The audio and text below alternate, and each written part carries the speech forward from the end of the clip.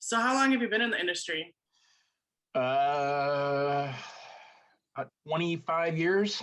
Okay. Yeah. So have you done Uh, this most of your life then, or? yeah, I was going to college in Norfolk, Virginia, and I was having a lot of issues. And I started working in restaurants and realized that I like doing that more than going to school.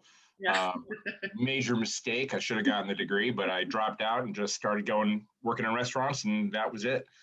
Um, I was basically in just in restaurants for about 5 years, and then I moved out to Los Angeles and started working for Whole Foods, Okay. uh, and became a prepared foods team leader for them. Did that off and on for another 10 years. Got back into restaurants, and I've been doing that ever since again. So Okay. When you said you should have stayed in college, most of us have college degrees and they're still waiting tables. So not that that matters, you know? I know it's just one of those in my head things. Now, like I've actually lost a few opportunities because I didn't have a degree, Sure. like specifically because there was no degree. Like Uh, my background was there, the resume was solid, everything was there. But they were like, no, we require a degree, and I'm like, well, that sucks to be you then. So that's so frustrating too, because sometimes I'm like, it's just a piece of paper. Yeah, it's good to have the education, but sometimes that's just a ridiculous reason to pass somebody up, you know?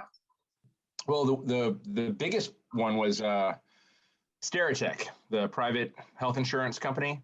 Okay. Um, and you know, I passed all their tests, passed everything, and it was down to me and one other applicant.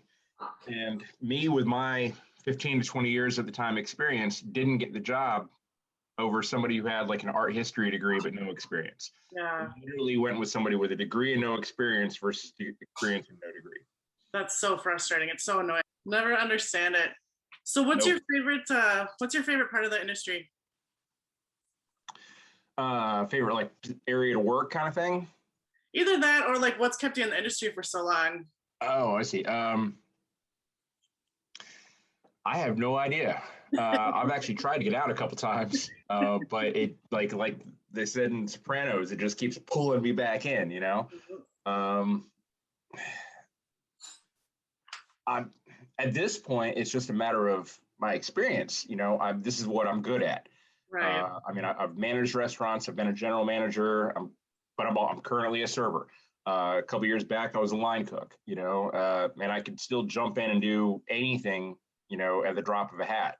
I'm still in it because I'm good at it, and I can still do it at a very high level. Part of the reason behind my website, is me trying to catalog and present all my experience and stories and things to people coming up in the industry who have no idea what they're getting into, and try to give them something that they can laugh at, but also hopefully learn from, and use as a reference. So that's kind of where I'm at, is that this kind of professional consigliere kind of mode. Um, Sure. I don't care if I ever manage a restaurant again. I probably will. Yeah. Yeah, I'm just looking at trying to be a source of information. What's the word I'm looking for? I don't even know. Yeah. An encyclopedia. An Okay. encyclopedia for everybody. Encyclopedia of your experiences. Yeah. Yeah, I'm in the same boat. I've left so many times and then come back. I think the fast cash and the people are what same thing sucks me in, and I want to leave so bad and then I miss it. And The people are a big part of it.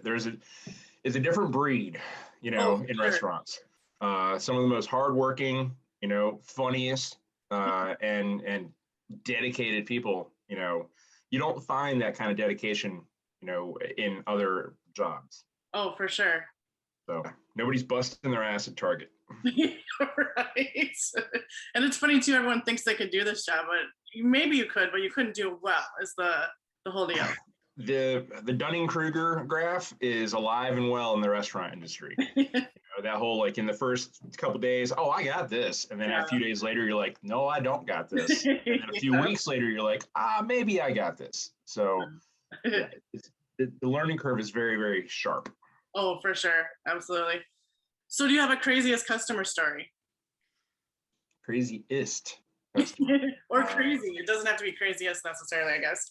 about 6, 7 months ago, something like that, we had an incident where I had a table from Florida who didn't want to wear masks, and they were when one of them got up to use the restroom, my manager, was like, "Hey, excuse me, can you put on your mask while you're walking around?" And they got back, and literally, it was between they had asked for the check, and in between them asking for the check and me taking the check back, this whole other thing of drama had happened. And by the time I got back to the check, they were yelling at me and ranting and telling me that the manager needed to be fired, and we're just going off and off and off. And I was like, "What just happened?" Because the last time I saw you 30 seconds ago, everything seemed absolutely fine. That's so crazy. And then they end up leaving this, scathing review, and not tipping me, and I was just like, this is nuts. Literally all she did was ask you to put on a mask while you walk to the restroom, which everybody in town, in the country at the time, nobody was even opened up yet, Right. And it was one of those like, why are you being like this? So yeah, that's the most recent crazy one. Right. I feel like, yeah, people sometimes use the dumbest things too to take it out on the server and not tip. It's like, well, you knew coming in that this was the deal, so why are you? Yeah, we at the time were taking temperature checks at the door, and not letting people in without a mask. And it's like, if you got through the door to the table, doesn't mean that now you're in your own living room, Yeah, and you can kick your feet up and take your mask off. It doesn't work like that.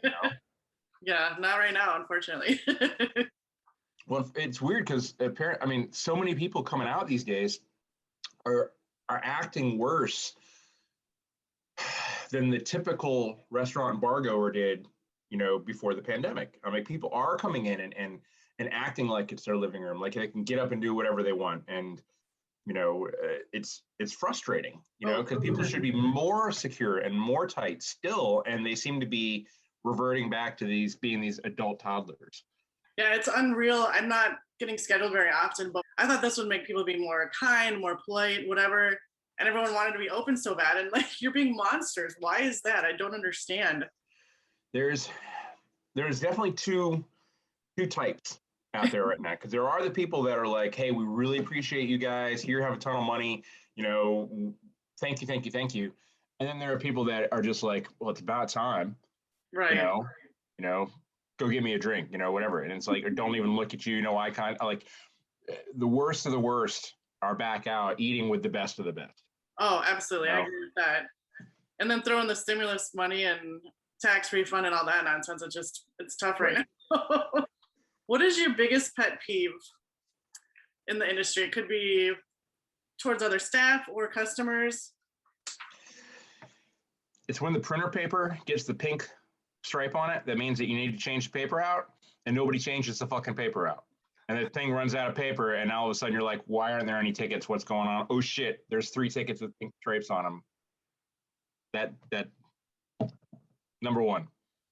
What advice do you have for any newcomers to the industry? Buckle up and wear a helmet. Pretty much. learn your shit. Yeah. Learn your shit fast. Stay stocked. The biggest thing I can say is the rush isn't over until you're ready for the next rush. Yeah. Right. Just because the people leave doesn't mean you can kick back and go have a cigarette and shit. Bus your tables. Get your tables reset. Restock your station. If you're on the line, just because the last ticket goes, now it's time to get everything wiped down, get everything clean, sweep the floor, restock your station. Too many people out there right now are just like, "Okay, cool. I just sold my last ticket. I'm gonna go smoke a cigarette and take a break." Somebody steps on the line to help out. They get more tickets, and they're walking into a blown station. That's the on the line. That's the single most frustrating thing for me is when people take off and don't get ready for the next rush. Sure. I've definitely worked with servers too, where their the rush leaves and their whole section's dirty. Maybe one clean table and they're outside smoking. Like, okay, well, where are these people going to sit? Obviously at the dirty table, and I hate when people sit at dirty tables, but if they don't have any option, whose fault is it, Yeah. I was telling a new server yesterday because he looked at me like, "I guess I should be resetting my tables right now, my own tables, because we're kind of busy." I was like, "Dude, the faster you reset your own table, the faster the hosts are going to seat you." Right. So it's up to you. You Yeah. know, I reset my tables as fast as fucking possible, and I get sat a lot. You Yeah. know, because I'm not waiting on them to clear my shit. I Right. pre-bust my tables. I clear my glasses. By the time the guest gets up, there's virtually nothing left on my tables. Right. All we got to do is clear a little bit of stuff, wipe it down, reset, and we're ready to roll. Half the time, my table, I'm telling the host that my tables are reset or are ready to be reset. You know, and I'm not even asking them to bust anything or wipe anything. Right. Whereas this new guy is like, how come it's taking so long for my tables to get bussed? I'm like, I wonder why it's taking so long for your tables to get bussed. That's Yeah, but it's all these little nuances across the board in every job in a restaurant that once you learn them, things are going to go faster. right. Things are going to go smoother. You're going to make more money. You know, if you're a server, know your liquors, know your alcohol, know your menu. You know, anticipate the questions people are going to have for you, so you don't have to go run around and ask somebody. You Oh know, yeah. so We're all in this to make money, so the faster we can do our shit, the better off everyone's gonna be for sure. So exactly. And the more organized you are, the less you're going to be running around, and you can just do your shit and get out at the end of the night without a bunch of fuss. so what do you see for the future of the industry with COVID? How do you think it'll change the industry? Still trying to figure that out. It feels like the industry lost a lot of dedicated employees over the past year. People who Yeah. left to go do other things, left the industry altogether. And I think it's going to be about a year or two before we get enough new people in the door to fill those slots. It's weird, and also so many restaurants closed, Right. and a lot of those people are like, screw it, I'm done. I'm just gonna go do something else. Um, so I don't know. I mean, everybody's hiring for every position right now. Yeah. Uh, there, there's a restaurant here in town that uh, they are like 3 phases behind in terms of being able to reopen to their original hours, just because they couldn't get staff in. And then they turn around and the owner of the place came up from Atlanta and tried to rule his little restaurant with an iron fist. Ended up firing one of his lead line cooks, or bullying him into being fired/quit. Sure. And then he turned around and shut down the whole restaurant. Like a few days later, because he just couldn't make things work from Atlanta. And it's like things are different, and some of the old guard are having a hard time adjusting, and the new people coming in are like flexible, but they don't know what they're getting themselves into. So it's just the Wild West right now. Yeah. I agree with that. Well, it's weird too. Like you said, a lot of places have closed, so it's weird that everyone everywhere is hiring. That's all I hear about is everyone being so Yeah. short-staffed, and you wouldn't think that would be the case since there's so many places that have closed. But Right, exactly. It's kind of counterintuitive. It's like, okay, we're missing 30% of our restaurants, but everybody still doesn't have any staff. yeah, I feel like a lot of people did leave with the uncertainty though too, and like, okay, maybe like myself included. Okay, maybe this is a good opportunity to get out of the industry entirely, just because we have no other choice. We don't know what's going to happen. So Exactly. I know there are a lot of people out there that are really happy doing whatever it is they're doing now, and are like, I don't want to go back. yeah, And especially once you get out and you're out for like 6 to 8 months, and some people who are like really burnt out on the whole thing, who are like start thinking about it like, oh God, do I really want to go back into that kitchen? Do I really want to go back to rocking 20 miles a day, on the floor? And it's like, no, I don't, right. And I don't think unemployment is a big issue. The problem isn't that so many people are still on unemployment, because there isn't that many. That's not the case. It's the case of people leaving the industry and not wanting to come back. Right. So we're going to have to literally wait. We're starting to get a lot of the newer crop, like the new 18 and 19-year-olds coming in who are like, I need some money. It's like, come on in. We'll let you have some money. We'll give you some money. Yeah. So it's going to be about a year, I think, before everything stabilizes. Sure. And everyone feels like they might actually be fully staffed again. And I think there's going to be some people that have left and come back. Sure. but I don't know. It's just the rest of us, though, are just kind of like making it work until that happens. Yeah, I've gotten messages from people that are making a ton of money, and I'm like, oh, that sounds fabulous because they're sort of short staffed. But I'm like, I am okay with admitting that I'm too old to work that hard these days, you know? And it does piss me off. I've seen a lot of owners and managers complaining about everyone being lazy and sitting on unemployment. It's like, that's not really the case. Maybe people are deciding, I don't know if I want to go back and deal with some of the abuse I've had for a lifetime or whatever. You know, it's not fair to just say it's unemployment. Yeah, it's definitely not just unemployment. This industry is so physical, Yeah. you know, too, that like you got to get back into shape. You know, when you get back on the floor or back in the kitchen, you got to get reconditioned again, you know. Oh, yeah. Some of the owners too just have very unrealistic expectations. Absolutely. And they're working people, you know, 50, 60 hours a week or more, you know, and the people that are holding it together are getting really tired. You're gonna burn out fast too, unfortunately, if it stays short staffed for too long, you know? Mm-hmm. What food would you choose to win a food fight? Probably buffalo wings. Nice. Okay. Yeah. I grew up in Buffalo for a little while. Okay. So I was there like right after the wing was invented and the city was just like going bonkers over this new thing and everybody was eating them. That's hilarious. So I've been cooking them my entire life. I'd win. Nice. What's the weirdest food you've ever eaten? Probably some kind of sushi out in Los Angeles. Okay. Yeah. Some kind of weird eel or something probably. Okay. Yeah. Fair enough. What's your worst burn or cut story in the kitchen? Everyone's burned or cut themselves, right? Oh God, yeah. I got a good one. Cleaning the flat top at Foggy Mountain. We're using this liquid napalm degreaser stuff, and a little drop of it splashed off the grill and landed right. It went right past the tongue of my shoe onto my sock and burned, and just burned down through my sock and melted my sock to my skin. And I couldn't do anything. All I could do was like splash a bunch of water, you know, onto my foot to try to make it feel better. But I couldn't stuff off. I couldn't take my sock and shoe off until I got home. Oh man. So I got home and peeled everything off, and I literally had to peel my sock off of the wound. And I still, where are you at? I still have a nice like white star burn mark on my foot from that stuff, a chemical burn. That sounds awful. that was a good one. Yeah, it sounds like it. So what is your goal with the restaurant Geek? Just kind of to, like you said, share stories and kind of.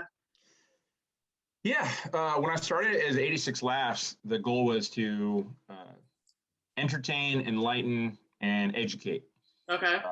About the industry. And it's more or less the same now, but like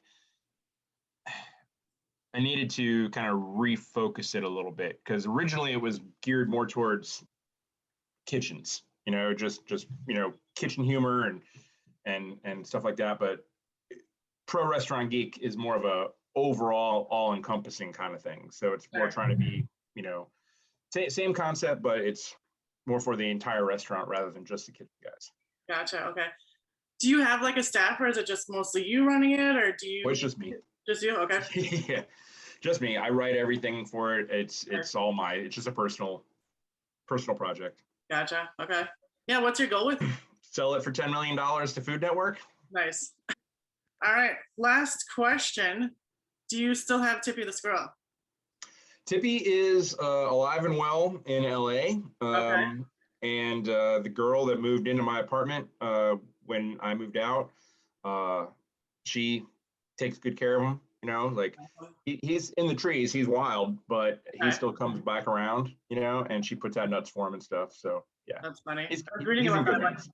This is intriguing to me. I want to know about the squirrel. Yeah, everybody wants to know about the squirrel.